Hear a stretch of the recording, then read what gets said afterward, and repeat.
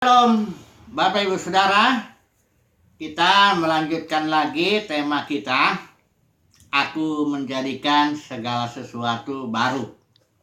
Dan kemarin kita sudah bahas hal-hal yang membuat orang sulit untuk menerima kalimat ini. Karena kalimat ini firman Tuhan yang ada di Wahyu pasal 21 ayat 5, ya. Aku menjadikan segala sesuatu baru. Jadi kalau ini firman Tuhan, ya kita percaya ya bahwa memang Tuhan menjadikan segala sesuatu baru. Nah, kita sudah juga membahas istilah baru ini dalam istilah Yunaninya juga kainos itu anius atau sesuatu yang belum pernah dipakai ya. Demikian juga istilah Ibraninya hadas itu artinya berbeda dalam arti lebih baik daripada yang sebelumnya, superior to a previous state. Jadi Tuhan melakukan sesuatu yang baru, makin baru gitu ya, yang lebih baik daripada yang sebelumnya.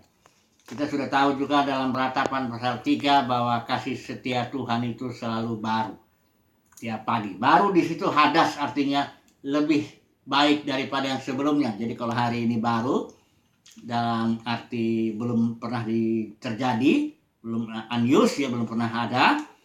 Kemudian besoknya baru lagi tapi lebih baik daripada yang ini. Terus begitu ya. Tak berkesudahan ya kasih setia Tuhan. Jadi selalu baru begitu ya.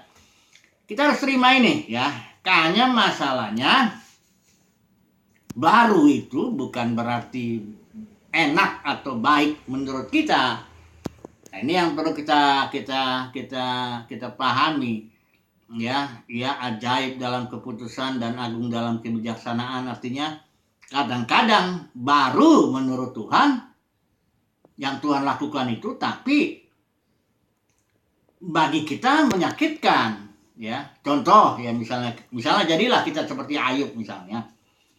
Nah, kalau kita jadi seperti Ayub itu sudah bagus ya, perbuatan Tuhan atasnya udah bagus, melindungi dia, menjagai dia, ya dia punya anak ada 10 itu totalnya itu, demikian juga hartanya, semuanya lah, dan dia Ayub seorang yang takut akan Tuhan dan jujur dan sebagainya semuanya. Ini perbuatan Tuhan atas dia. Iblis pun bilang ya engkau yang menjagai semuanya, dia yang miliknya dan sebagainya. Kemudian Tuhan melakukan sesuatu yang baru dalam kehidupan Ayub. Barunya ini agak ngeri kelihatannya, yaitu hancurlah seluruh yang dimiliki oleh Ayub. Tuhan pakai iblis dan pakai orang jahat untuk menghancurkan semuanya itu Ayub. Kemudian baru kita pikir ya baru tuh kita lihat dulu, setelah itu baru kita lihat bahwa perbuatan Tuhan itu adalah maksudnya membuat pengenalan Ayub lebih bagus. Karena Ayub pasal 42 ayat 5 di situ dia bilang, hanya dari kata orang saja aku mengenal engkau, tapi sekarang aku bisa, mataku memandang kepadamu.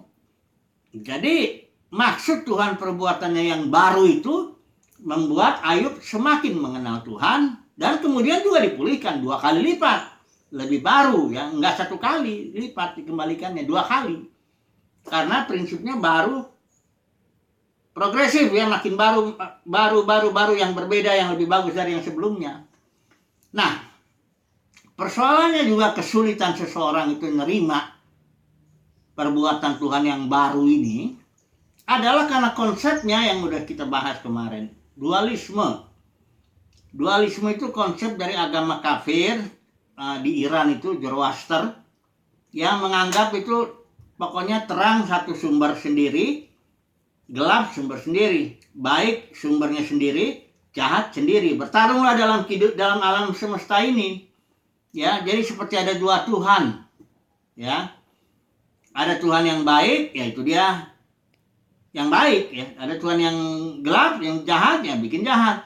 Nah, orang Kristen tanpa sadar atau sadar nggak tahu juga ya, dia menerima konsep ini, dualisme ini. Jadi kalau ada sesuatu yang baik, itu dia bilang itu dari Tuhan ini. Karena Tuhan kasih, dia pasti berikan yang baik.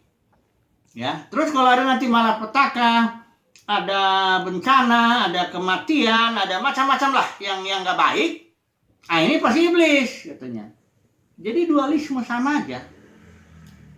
Dia orang Kristen umumnya punya Tuhan yang baik, itulah namanya Tuhan Yesus. Yang satu Tuhan yang jahat, yang namanya iblis, yang selalu merusak hidupnya. Ya, ini konsep ini membuat orang sulit menerima pemahaman bahwa ketika Tuhan melakukan perbuatan yang baru kepada Ayub, itu perbuatannya menghancurkan. Ini sulit. Kalau orang punya konsep dualisme, nanti dia pikir yang menghancurkan Ayub itu adalah iblis. Padahal Alkitab jelas mengatakan bahwa yang menghancurkan itu memang iblis, tangan Tuhan. Tapi itu kan disuruh Tuhan dia. Dikasih tahu juga kok, engkau boleh mengerjakan ini, tapi batasnya segini. Jadi mastermind-nya atau yang merancangnya itu semua, yang melakukan proses itu Tuhan. Kita tidak punya dua Tuhan. Ya. Sekalipun banyak orang Kristen kelihatannya punya dua Tuhan, tapi kita enggak, kita punya cuma satu. Yang daripadanya segala sesuatu berasal. Roma pasal 11 bilang, segala sesuatu berasal dari Dia, oleh Dia, dan kepada Dia, untuk kemuliaan Dia. Ya. Kita sudah bahas juga, iblis itu dari mana? Iblis juga dari Tuhan lah. Tuhan lah yang menciptakan iblis. Habis dari mana? Karena sudah banyak cerita dongeng yang berabad-abad diterima dalam dunia kekristenan bahwa iblis itu tadinya katanya malaikat yang baik, namanya Lucifer. Kemudian dia berontak dan dengan mencomot-comot ayat, kita sudah bahas kemarin tuh, Yesaya 14, Yeskiel 28, ya. Padahal Kejadian 3 jelas, pasal 1 bilang ular itu yang paling cerdik yang dijadikan oleh Tuhan, dan ular di situ kan bisa ngomong. Ya, dikutuk sama Tuhan makan debu. Nggak ada ular jasmani yang makan debu atau bisa ngomong. Kalau kita lihat di pasal 12 Wahyu atau pasal 20-nya, itu jelas bahwa ular itu, ular tua atau ular yang dulu itu, maksudnya ancient itu yang dulu, itu iblis. Jadi kalau kita gabung itu ayat, ya berarti Tuhanlah yang menjadikan iblis binatang, ya, dengan suatu maksud, sebagai alat untuk memukul, kira-kira begitulah ya. Karena kalau kasih itu Tuhanlah kasih, tapi kalau kita urai kasih itu, ada sisi yang memberi, ada sisi yang menghajar. Kalau seorang bapak mengasihi anak, ada sisi dia memberi, ada sisi tongkatnya, harus ada. Nah, tongkatnya itulah Tuhan ciptakan, iblis itulah, untuk dia pakai untuk destruktif, untuk menghancurkan, ya. Semua, tapi satu sumbernya. Ya, ini jangan dualisme, ya. Jangan punya konsep dualisme, nanti susah. Saya beri contoh aja lah langsung yang sedang kita alami ini, ya. Ini COVID ini dari tahun berapa ya mulainya? 2019 kali ya, akhir ya. Tapi yang kita di Indonesia ini ngerasainnya kayaknya Maret ya. Tahun 2020. Tahun lalu lah, ya. Nah, banyak orang spekulasi, ini COVID ini ya, karena ya termasuk teori-teori konspirasi tuh, si anu yang buat ini ada apa macam-macam lah ya. Nggak ada orang berani bilang COVID ini berasal dari Tuhan. Ya, kenapa? Karena COVID ini kan bencana, ini malapetaka ini kan. Ngeri, akibatnya bukan hanya orang mati, tapi juga krisis ekonomi. Nah, bagi orang Kristen juga kacau juga, karena nggak bisa kumpul-kumpul lagi seperti dulu. Ya, mega church pada berantakan itu. Ya maaf kata para pengkhotbah yang keliling-keliling sana kemari yang dapat duit dari khotbahnya itu pun juga kacau. Ya, barangkali menjadi, ya kalau di online itu kan agak susah kan. Jadi, nah dia kalau udah begini ngomongnya gimana? Ini COVID bukan dari Tuhan ini. Ya, jadi kalau bukan dari Tuhan, dari siapa? Kalau bukan rancangan Tuhan, lo rancangan siapa? Ya, berarti Tuhan nggak berkuasa dong. Kalau ada seseorang yang lain, entah dia makhluk, entah makhluk dari mana, entah iblis, entah siapa, ada yang merancang COVID begitu, tanpa Tuhan nggak bisa berbuat apa-apa, nggak bisa mencegah, nggak bisa mengatur, nggak bisa. Ini kita punya Tuhan, itulah yang dualisme. Kita punya Tuhan yang baik, namanya Tuhan Yesus. Tapi ada juga iblis. Ini satu Tuhan ini yang sering merusak ini. Kadang-kadang Tuhan pun kaget gitu kan, seolah-olah. Nah ini karena konsep dualisme ini membuat orang akhirnya tidak meresponi dengan benar. Mengenai COVID, kembali dulu ke COVID dulu ya kita bicara. Jadi nggak benar, ada yang tengking dulu. Oh dulu awal-awalnya tuh tahun bulan Maret, Mei, Juni itu ada tuh para hamba-hamba Tuhan main tengking aja katanya. Ini peperangan rohani, kita usir ya, dalam nama Yesus. COVID ini, krisis ekonomi, ya. Orang pengkhotbah terkenal pun sudah fenomenal sekali dia itu ngomong begitu kan. Setelah ditengking, dia ngomong lagi. Kayaknya hari Paskah ini pada itu Paskah sekitar apa tuh? April, Mei, akan mereda. Ya.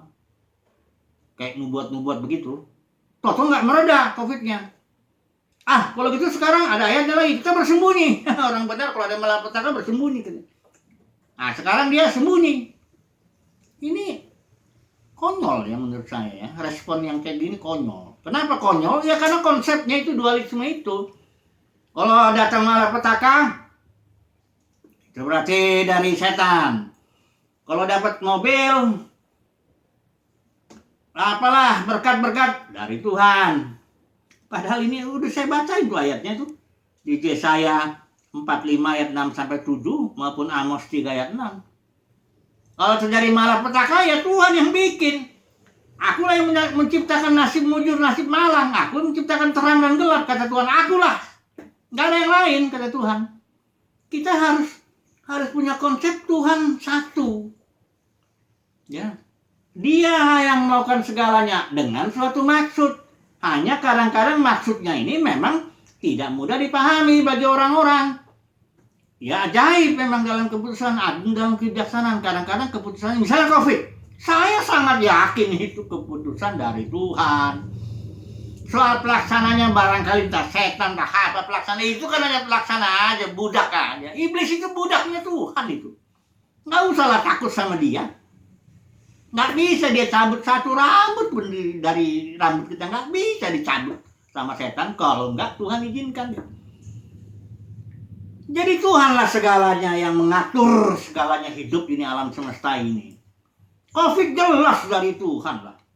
Nah sekarang maksudnya apa? Itulah yang harus kita responi. Tuhan apakah maksudmu? Supaya jangan kita konyol main tengking-tengking aja. Udah gitu bernubuat lagi berhenti hari ini. Udah gitu mari kita ngumpet. Konyol ini kan namanya. Ya, mari kita mencoba ngerti apa sih maksud Tuhan. Ya. Memang COVID ini kayaknya kalau saya menilainya itu sejenis penghakiman lah. Ya, tapi ingat, penghakiman itu positif kok, ya. Yesaya 26 ayat 9 bilang, apabila engkau menghakimi bumi, maka penduduk bumi akan belajar kebenaran. Jadi maksud Tuhan supaya datangnya COVID sama seperti maksud Tuhan ketika menghajar Ayub begitu, supaya belajar kebenaran. Kalau saudara dan saya meresponi lah, Tuhan ini ya, karena COVID kita harus di rumah, gitu kan? Nggak boleh kumpul. Ini saya bicara untuk orang Kristen aja deh. Karena saya bukan ahli ekonomi ya, jadi saya nggak usah ngomong soal ekonomi lah. Itu udah ada lah ahli-ahlinya yang bicara soal itu. Ya, udah ada pemerintah kita, Pak Jokowi yang sudah berhikmat, dia punya penasihat banyak. Ini kita serahin aja sama dia lah. Ya, itu bagiannya. Tapi bagian kita sebagai orang percaya, ya.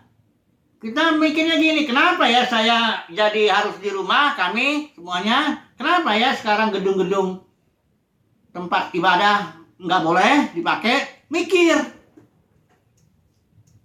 Gitu kan? Berarti maksud Tuhan supaya kita keluarga demi keluarga ibadah di rumah. Suami sebagai imam, ya, istri penolongnya, anak-anak jemaatnya, ya sudah, itulah yang Tuhan ingin.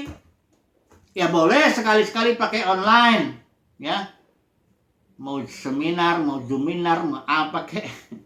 Terserah webinar lah. Tapi maksud Tuhan supaya kembali ke rumah.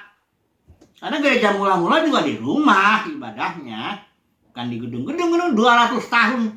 Dalam dunia kekristenan nggak ada gedung. Dan kekristenan sudah menaklukkan dunia tanpa gedung. Itu maksudnya. COVID itu bukan untuk ditangking-tangking, nubuatin dan akhirnya ngumpet, nggak karu-karuan. Ini kembali karena konsep dualisme itu tuh penyakitnya. Ya, jadi orang Kristen punya dua Tuhan. Jadi kalau misalnya ini maksud Tuhan, berarti saya harus banyak di rumah, berdoalah, suami istri anak-anak kita kebadah, ya kan?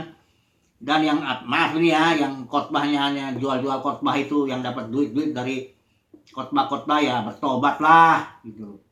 Ya, karena ada juga seorang ngomong gini, kalau Anda dengar makan di restoran kan bayar, ya kalau dengar khotbah ya bayar juga dong. Nah, ini kan kayak jual firman namanya.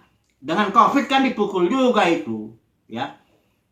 Kebetulan saya bukan pengkhotbah bayaran gitu, istilahnya bukan pengkhotbah yang disukai. Ya, saya nggak masalah dengan adanya COVID, justru ministry ini lebih bagus ya. Tapi bagi yang itu bertobat lah, ya. Jangan ditengking COVID-nya, nggak bisa. Cari tahu maksud Tuhan apa, ya. Jadi itu maksudnya sudah. Ya. Penghakiman itu membuat orang mengenal kebenaran. Bagi yang mau respon ya, yang punya konsep bahwa segala sesuatu berasal dari Dia, oleh Dia dan kepada Dia, mesti itu. Jangan dualisme. Kalau dualisme udah repot itu. Sudah repot itu. Merendahkan Tuhan itu konsep. Itu kan konsep agama kafir. Orang Iran itu, Zoroaster. Ya. Ada dewa-dewa yang baik, ada dewa-dewa yang jahat, ya. Nah, ini sebenarnya mudah sekali kalau orang sudah punya konsep bahwa segala sesuatu berasal dari Dia, oleh Dia dan kepada Dia, itu gampang nerimanya. Aku menjadikan segala sesuatu baru. Dengan pengertian baru, tidak harus yang menyenangkan diriku. Tidak harus yang kelihatannya ini, malah petaka juga itu baru, bagus itu. Karena kita kembali dulu ya. Kalau aku menghakimi bumi akan mengenal kebenaran. Ya, contohnya Adam. Ya, kita masuk dulu Adam ya. Adam ini ketika diciptakan bagus toh. Tuhan bilang semuanya baik. Ya. Tapi Tuhan membuat sesuatu yang baru. Adam perlu diproses. Kenapa? Karena Adam belum serupa segambar dengan Dia. Masih banyak yang harus dikerjakan kepada Adam dan keturunannya, maksud saya, manusia. Kan Alkitab bilang gini, baiklah kita menjadikan manusia, kata Tuhan kan. Serupa segambar dengan kita supaya berkuasa. Ini have dominion, ini kingdom ya, supaya berkuasa. Manusia diciptakan supaya menguasai segala sesuatu ciptaan Tuhan. Ciptakanlah dulu, ditaruh Taman Eden. Bagus itu semua, itulah perbuatan Tuhan. Aku menjadikan segala sesuatu baru. Tapi kemudian ada lagi yang baru lagi, yang lebih bagus daripada yang ini. Walaupun secara manusia itu berarti kejatuhan Adam. Karena Tuhan bikinlah di situ dua pohon sebagai alat untuk memproses. Yang satu pohon kehidupan, kita tahu itu. Yang satu pohon pengetahuan. Ya, yang sebenarnya dua pohon ini dua jenis hidup. Yang satu pohon kehidupan itu simbol daripada Yesus, I am the life, itu Zoe. Yang satu lagi maut, pohon maut, ini jenis hidup yang dikuasai iblis. Jadi ketika Adam jatuh, itu perbuatan Tuhan. Kalau harus masa iya sih? Ada ayatnya kok. Kita mah nggak ngomong-ngomong ngawur. Yang banyak ngomong ngawur tuh yang coba-coba yang dualisme itu. Kayaknya seolah Tuhan waktu Adam jatuh kaget gitu Tuhan kan. Ayo coba kita bikin dulu rencana penebusan ya. Siap-siap ya Yesus ya. Ini kan bego. Orang kalau kita bilang di kita Wahyu itu anak domba sudah disembelih sebelum dunia dijadikan. Sebelum Adam memang sudah ada perencanaan. Ya. Ini lihat Roma pasal 8 ini. Adam pun jatuh bukan karena dia. Ini perbuatan Tuhan yang melakukan sesuatu yang baru. Mari kita lihat. Ayat 19 ya. Ayat 20 lah. Karena seluruh makhluk telah ditaklukkan kepada kesia-siaan bukan oleh kehendaknya sendiri. Diperhatikan ya. Seluruh makhluk itu masuk Adam dan seluruh keturunannya itu telah ditaklukkan kepada kesia-siaan. Ini alam kesia-siaan itu alam maut, alam pohon maut itu, pohon pengetahuan itu. Bukan oleh kehendaknya sendiri, bukan oleh kehendak Adam, tapi oleh kehendak siapa?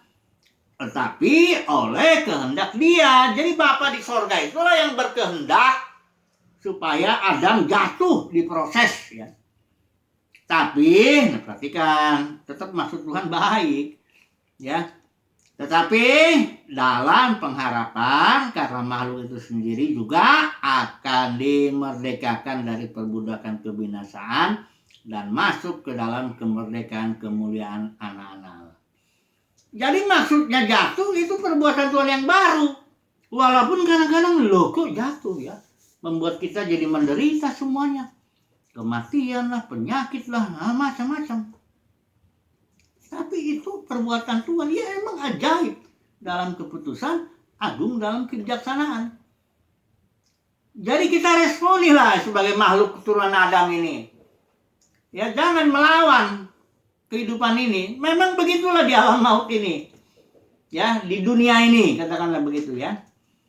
Yang lurus bisa bengkok. Yang bengkok bisa lurus. Yang salah bisa benar. Yang benar bisa salah. Ya. Jangan protes. Itulah memang begitu. Dan dalam dunia kekristenan begitu juga, sama aja. Kalau ada ketidakadilan, jangan marah-marah. Loh, kita sudah dijatuhkan ke alam kesia-siaan ini. Kalau pengkhotbah bilang sia-sia lah. Ya. Jadi kalau kita paham ini perbuatan Tuhan masalahnya. Sesuatu yang baru yang Tuhan kerjakan dengan suatu maksud. Supaya rencananya genap agar manusia menjadi serupa dan segambar dengan Dia. Jadi kita simpulan dulu lah, ya. Supaya kita tutup dulu yang Adam ini. Itu cerita, ya. Ini baru Adam. Nanti besok soal Nuh, ya. Yang Adam ini begini. Kita sudah Tuhan buat sesuatu yang baru dengan cara menjatuhkan manusia itu ke alam kesia-siaan. Gimana respon kita?